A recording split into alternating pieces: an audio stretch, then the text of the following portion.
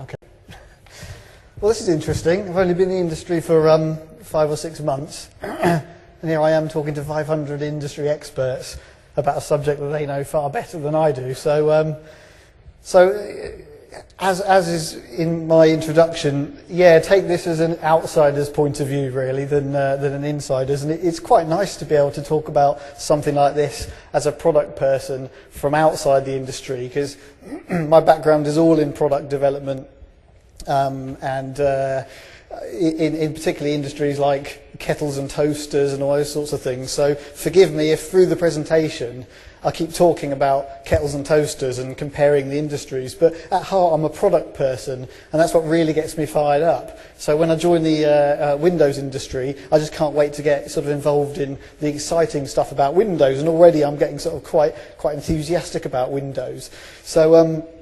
So yeah, I do sort of come as an outsider to the industry, and I think that a lot of my opinions probably are more opinions of a consumer maybe than certainly an industry expert. So please refrain from throwing bottles and other things if what I'm saying is not right.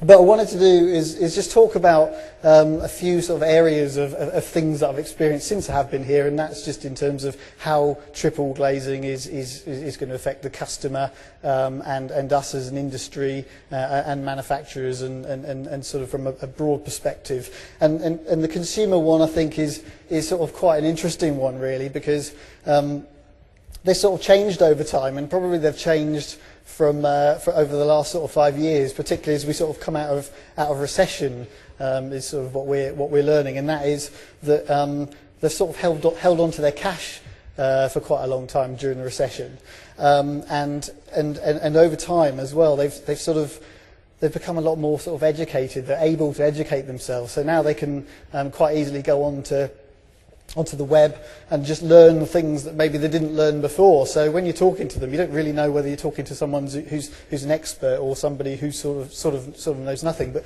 they certainly can sort of arm themselves with information these days. So we really have to sort of know what we're talking about. And I think that this whole thing about us coming out of the recession means that, as we know, they don't sort of appear in the market very often, our customers. They're in there, I don't know, once every 10 years or 25 years or whatever it might be. So the key is, when they're in the market, then we need to be able to sort of capture their imagination with something that's interesting at that particular point in time.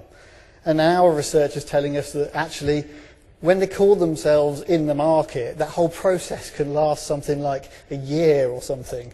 And 11 months of that year might be thinking, at some point, I really need some new windows. And it might not really go beyond that, until the point, really, where actually a cricket ball went through the window, maybe, or the units are steamed up, or something. And I think traditionally there's that sort of reactive approach to getting my windows done. You're not in the dream space, if you like, of purchase. You're doing something that's not so glossy. If you're looking at spending X thousands of pounds on something, well, it's probably nicer to buy a car or a holiday or a boat or whatever else it might be, and not your windows. And I think it's quite interesting to be able to have a product that we're launching that's actually quite interesting. And when a customer thinks about double glazing or triple glazing now, there's a real hook there, actually. There's something that people start to really understand. And I think one of our challenges as an industry, and as I've got closer, I've sort of found this myself, is that when we're talking to them, we find that they don't really know what they want other than, I want some windows. And then what we've maybe been guilty of is saying, and here's our really, really interesting features of our windows that make them even better. And they're really quite technical features. So for me, learning the industry from outside, I'm sort of a bit bamboozled by some of the technical features that are great technical features, and they deliver something that's really, really tangible and beneficial. But we sort of behave like experts a little bit, and I think that's one of our challenges. And then along comes triple, and it's got that really, really simple message. It was 2 windows before, 2 panes of glass before, and that was good because it was better than 1. And now there's 3 panes of glass, and that's good because it's better than 2. It's an instant hook, and the customers are starting to ask, well, okay, I get there's going to be triple glazing now, so why is that best for me? As opposed to us having to sit and say, actually, here's a load of features that you may not understand, and now I'm going to talk to you about why those are better. So there's a hook that really gets the customer's imagination fired because they ask the question directly, there's triple glazing, and why is it better for me? And it's not that the needs that they've got have changed. They're the same needs. They still want all the things that we used to talk to them about before. So, someone talked earlier on about security. It's a really obvious security benefit, and customers really sort of engage with that is, if a burglar comes to your house and they have a look at your double glazing, that's going to be much more difficult to break into than single glazing. Triple glazing, well, that's going to be even more difficult. So there's something that people really, really get.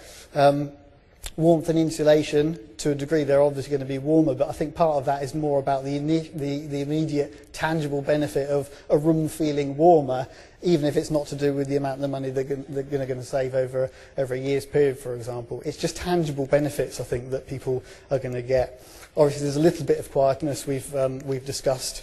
And to an extent, there's aesthetics, and maybe this is where I'm getting drawn into the industry and a little bit sort of industry, because I'm sort of quite fired up by seeing triple glazing now. So when I see a triple glazing unit, I sort of think, well, that looks pretty cool. I quite like that. It looks better than a double glazing unit, and I can imagine my house having triple glazing in it, and my neighbours coming around and saying, well, that's good. You've got triple glazing. And I think there's something really, really tangible and sort of simple and consumer friendly about that.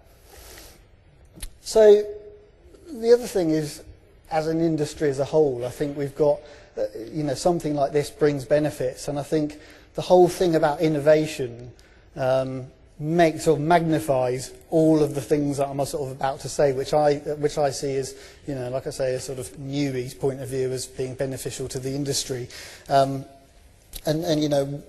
keep drawing parallels between industries I've worked in before and this one, and that is because the same thing happens in other industries as happened in this one. And I put a couple of pictures of TVs there. So the cathode ray tube lasted from 1930 whatever it was until 2000, and there was probably some other tweaks. Or we know there's some other tweaks in between, like colour TV and all the rest of it. But suddenly the flat square tube, or whatever it's called, the LED type TVs suddenly go on the wall of your house. They're not in the corner of your house looking all big. There's something really, really different and tangible about them. And I think that it brings a value to the market that isn't just, it's about cash, but it's also about the market feeling like it's something different. So someone just said about, we were the glazing market before, and now we're the double glazing market. Are we going to be the triple glazing market? It's just something different about the market. Something changes when we've got something really new and something really refreshing. The industries I've worked in before, a lot of them have sort of gone the same way, and that is where lack of innovation means that at some point nothing changes for years and years and years, and then what happens in the market? People are competing for price on the same spec products, and what that does is that drives the market into a sort of commodity market. And actually what you need is innovation to keep happening, and that keeps the market healthy. So the kettles and toasters market is a perfect example. Once we developed jug kettles, and then we developed kettles with a concealed element, there was not a lot else to do. And actually what happened was we just made more and more of these things cheaper and cheaper. We're just always waiting for that innovation to come in at the top. And that's why it's really important, I think, to keep innovation in the market. It gives people a reason to buy the products. We're in an industry now where we were replacing wooden windows in houses, and now we're replacing UPVC windows. So we really do have to have a reason for customers to pick up the phone, customers to engage in what we do.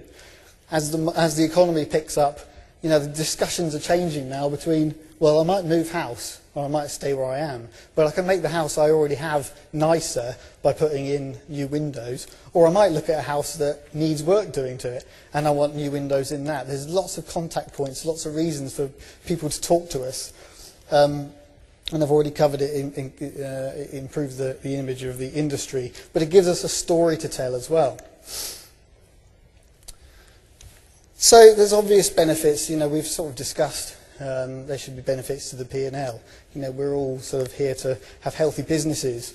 And we have seen an increase in UPVC window sales, and we'd like to think that's as a result of Triple, but of course it's really hard to strip out data.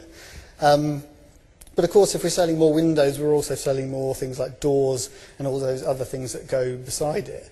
It's also, we think, been pushing up our average order value, which is nice, but it means that the customers that it creates a sort of role really. The customers are with us and they have their windows installed, and then they might come back and have a door installed, and they might have something else done as well. So it's more opportunities, customers picking up the phone, there's something they want to really engage with and talk about, and it really does sort of get things moving. As I said before, how much of this is due to the economy? Well, we sort of don't know how much of this is due to activity with triple glazing. Again, sort of don't know, might be a perfect storm in reality. But what we do know is that people are picking up the phone and they are talking to us about it and asking questions about it and engaging with it. And that's quite a different thing, because the customers are on that front foot and they want to know more information about a specific thing as opposed to just windows in general. And then if we look at what's happening with the fencer data at the moment, it's saying that the market's up sort of 7% or something, I think the latest numbers said. And we're sort of seeing something a little bit above that. And we'd like to think that's something to do with that activity. So in summary, I think, yes, there are real challenges, and I fully appreciate that. But coming from a purely sort of a consumer point of view, actually there's something that I really engage with and I really get in an industry that maybe hasn't, from a consumer perspective, done a lot that I've really understood in the past. And I think there really is a big opportunity there, and it may well be a slow burn, but actually there's something new and very exciting going on. And that concludes it from me.